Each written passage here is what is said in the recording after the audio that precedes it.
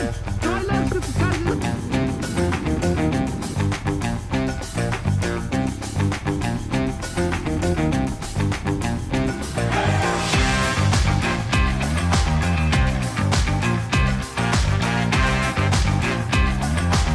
finally, we were on day 3 of our GS Trophy Nationals training weekend. We were starting the day off with a downhill stopping exercise. The main factors of this was being able to stop your motorcycle while descending, and then after that continuing down the slope. The keys to making this work is always looking at the horizon, keeping your arms locked out and your ass as far back as possible. This makes for the most easiest situation to balance your motorcycle.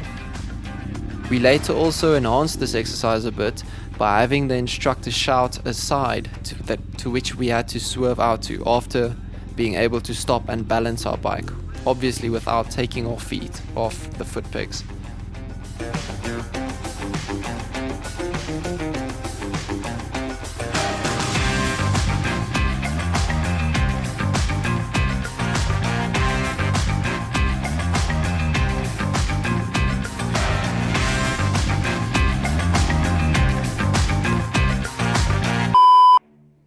Cool, so a quick science lesson. I'm going to be explaining the science behind putting your weight on your outside peg in either a turn or riding off camber. If you don't want to know the science behind it, just feel free to skip to the next timestamp. So there are 4 main forces when we lean in turns. The first force is gravity, of course. Now, gravity has 2 vectors, which is perpendicular gravity and parallel gravity. Now that'll be important for later. The second force that we're going to be looking at is going to be centrifugal force. Centrifugal force is the force that is applied on the motorcycle when going around a corner. It's the same as riding around a turn in a car and feeling the weight pushing you to the outside of the circle. The third force we're going to be looking at is normal, which is what the earth puts out onto you. And then the fourth force is going to be friction. Friction is created by putting your weight on whichever peg. Now the main point of all of this is reaching equilibrium. As soon as we have all of these forces in equilibrium, we'll be staying on the motorcycle. So that's our goal. Now Fort9 has an amazing video on YouTube explaining the science behind leaning in turns. I suggest checking it out. He does a way better job at explaining why we put our weight on the outside peg when going in turns.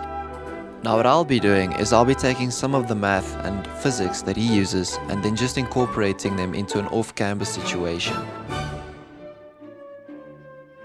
Now first off, we're going to draw a quick wheel, a head, 2 arms and 2 foot pegs. So when we lean in turns, we have, of course, our 4 forces that we just wrote down. So firstly, we've got gravity, and that's pulling us downwards, and we've got normal pushing us upwards. Now gravity and normal balance each other out. Then on top of that, horizontally, we've got our centrifugal force, which is what pulls the bike to the outside, but then we've got friction, which is caused by us applying weight on the outside peg. Now, all of these forces balance each other out, and that's what causes equilibrium. Now imagine taking all of this and just tilting it so that the motorcycle is the right way up and the road you're riding on is off camber. Now yet again we've got gravity, but now because it's not flat anymore, we've got perpendicular gravity and we've got parallel gravity. Now these are the 2 vectors of gravity in this example. So your straight down gravity is now divided up into these 2 vectors. Now firstly, we've got normal. Normal is always perpendicular to the ground, and for that reason it's equivalent to the perpendicular gravity force. But now the problem is we still have the parallel vector of gravity pulling us to the left. Now what happens is when the forces going to the left are more than the forces going to the right, our wheel then slips to the left and thus we fall to the right. So for that reason, we put our weight on the outside peg, and that weight then creates the force of friction going to the right. this force then balances out the gravitational parallel vector, thus reaching equilibrium. Wow, who would have known we would still be using physics after school?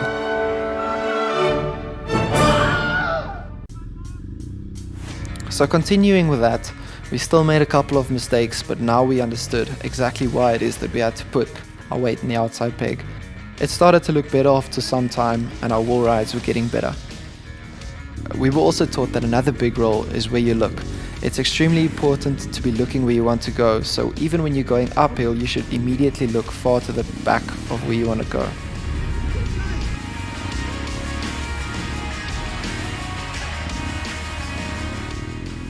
We also did a running start. Now these running starts might seem like a difficult and tricky thing to do, but it's actually not that hard.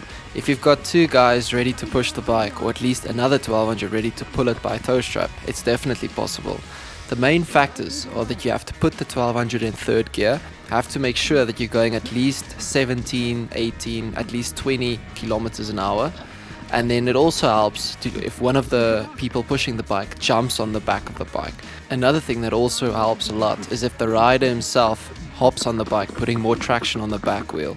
It's also very important to not give any throttle at all.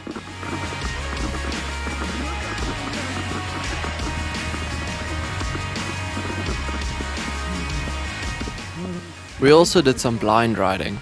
Now, blind riding is something that I've never done before, but it was apparently pretty straightforward. So all we had to do was weave our bikes between these cones with two of your teammates, one on each side, telling you where you are. At first I was just screaming at JP to either go left or to go right, but this just caused so much confusion and it didn't help at all to the situation. So we were taught that the guy on the left side, Mark in this scenario, would shout when JP has to go to the left, and then me being on the right hand side would be shouting to the right, and then he will come to my side, and we then guide him through these cones. But just being able to balance and ride your bike with a blindfold over your eyes is something already difficult. I also had a go at this, and afterwards I couldn't believe what it looked like. So I mean, it's definitely something interesting, something you can try and practice at home to just get your balance better, and then as soon as you're uncertain, just put down your feet. But yeah, even before Mark got onto his bike, I had to help him put on his gloves because he couldn't see anything. So yeah, pretty funny and hilarious situation.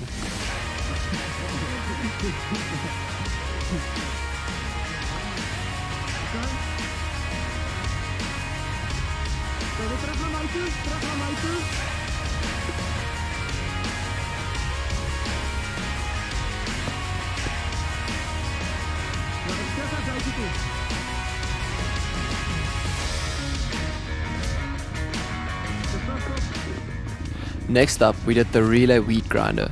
Now the real wheat grinder is actually a stiff pole that you pick up and then also ride around another pole. The only difference in our exercise was we were doing it with a rope and then slowly tying it up. We were doing it in relay, meaning that we were going to pass the tow strap to each other as we went around the pole. So JP was going to be taking over the tow strap from Mark, and then I was going to be taking it over from JP. I made a bit of a mistake and I gave Dirk another big fright. Sorry Dirk. I also made him a little video.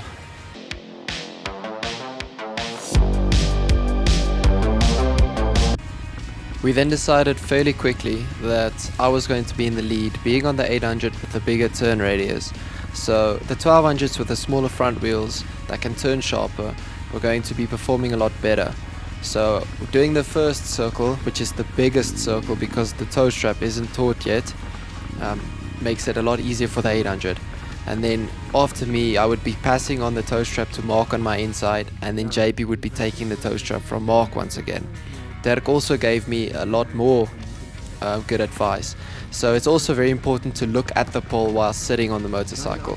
You need to sit to lower your center of gravity to make the turn easier. Your left hand is controlling the clutch and you're looking at the pole.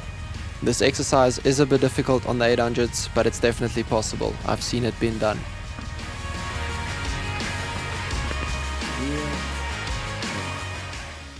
So next up, we had our handlebars cable tied together. This was a slight step up from our day 2 exercise called connected slow race. Except in this example, we were obviously going to be cable tied together. We were overthinking it quite a bit at first because all we should have done was just put our feet on each other's bikes again, but we were just going at it. Another problem that we were facing was that the cable ties were getting caught on either your clutch reliever or your front brake, and this then quickly yanked you to a stop. There were also a couple of situations where the bike in the middle either gets squeezed or the two bikes on the sides pull away from each other. It wasn't the easiest thing to do, but we managed. And finally we got back to our favorite, the uphill figure 8. We decided that it was about time to try it in unison, but pretty soon disaster struck. I fell on my barkbuster and it bent into my throttle, meaning that my throttle now acted as a permanent cruise control. But luckily after a quick fix we could continue. There's an amazing oval track over at Star Raceway. We would be leaving on a Outride pretty soon, so we decided just to have a little bit of fun that we would go and do some ovals on the oval track. It's pretty fun seeing how low you can lean your bike, but that concrete wall on your outside is a bit scary.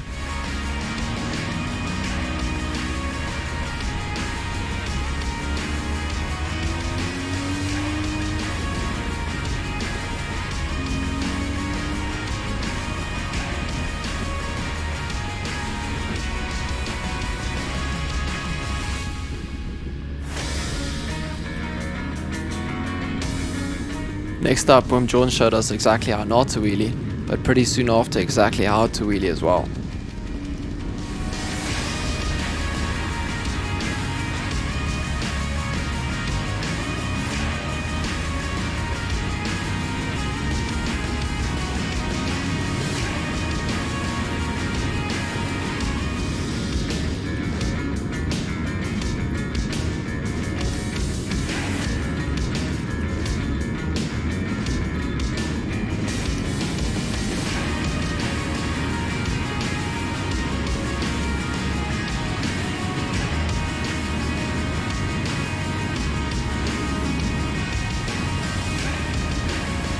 And just like that, we finally came to an end of our entire training weekend. On our final day, we met up with Cornell, whom you would have seen on some of the previous videos on this channel. Now, Cornell normally freaks out at petrol stations, as at one point on one of our trips, one of the workers there spilled a lot of petrol on his bike. So I was just telling him to stay calm. We set out on our outride outside of Klerksdorp, and Cornell knows all of these dirt roads very well. I'll put a timestamp if you don't want to see us screwing around on these roads, but it is quite fun to look at, and I feel like Klerksdorp has some of the most roads that you can explore right outside of town than a lot of towns in South Africa.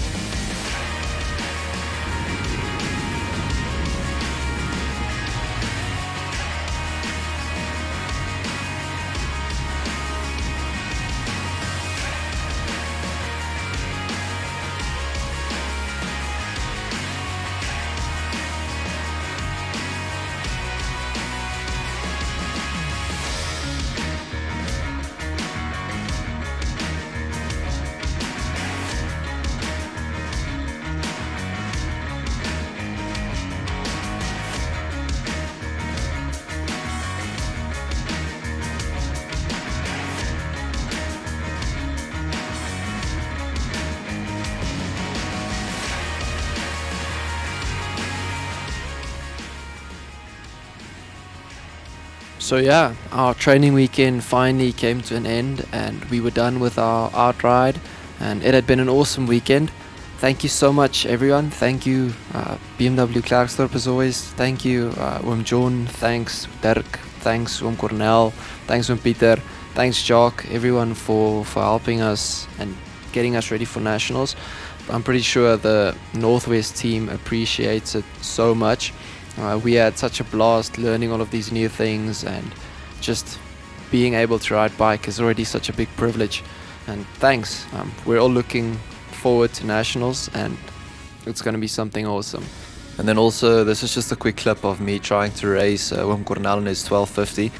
I've spoken to a couple of guys in the comment section on YouTube, and they all seem to really like the 800s, and I do as well. I feel like on serious rocky terrain and deep sand, the 800s definitely have a big advantage. But when it comes to these, flat dirt roads, the 1200 just outperforms the 800 so much. If you just check at the speed wobble I was grabbing there. But always so much fun seeing how far these bikes have developed over the last couple of years. And then also just another massive thanks to Brian over at BMW Klerksdorp. My motorcycle was actually not my motorcycle, it was more me. I was causing a lot of nonsense here at the end. So about 2 days right before nationals I fell and my handlebar was a bit bent. We later discovered that it wasn't the handlebar but rather those two rubbers that hold your handlebar bolts that were just getting old, and we had to quickly source new rubbers just in time for nationals. And also thanks BMW Klerksdorp for borrowing me a BMW GPS, the Nav 5. Thanks so much. Without borrowing me a Nav 5, I would not have been allowed to compete at nationals, as it is compulsory. So yeah, thank you so much everybody for making this entire weekend possible. We appreciate it so much, and we're looking forward to it. Cheers.